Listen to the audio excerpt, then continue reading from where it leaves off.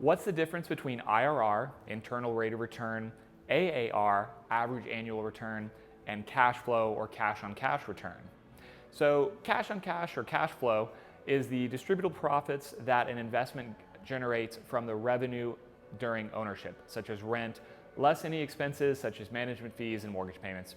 Cash flow or cash on cash return does not factor in the final sales price of the asset as profit. Cash on cash return is typically expressed as a percentage based on how much an investor invested.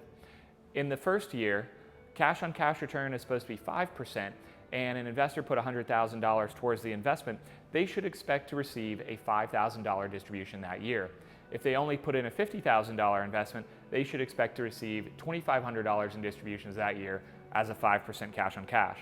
Because cash on cash does not take into account the final sale price of the asset as profit, it only shows part of the story as the investment.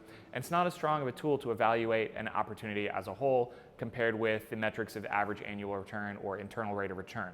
Average annual return and internal rate of return do take into account the final sales price of the asset. Average annual return, by comparison, takes the total profit of the entire life cycle of the deal and averages it out over the years that it took to generate that profit.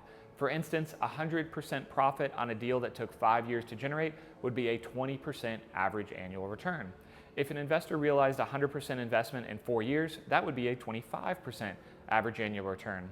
The average annual return does not show preference to when profits are distributed. It doesn't matter if a deal made $0 in cash flow every single year and then sold for that 100% profit in year 5, it would still have a 20% average annual return. A deal that made $100,000 profit in year 1 and then made $0 cash flow profits in years 2 through 5 before it sold would still have the exact same 20% average annual return, but it would tell a much different story. This is why we think average annual returns are only part of the whole investing story, and the internal rate of return is a better overall metric, but all metrics should be considered. The internal rate of return, or IRR, does take into account the final sales price of the asset, as well as the timing of when distributions are made. Similar to compounding interest, profit earned sooner is more valuable than profit earned later on, because early profits can be reinvested to compound and earn more money. This is why internal rate of return is the best metric to use when evaluating an opportunity.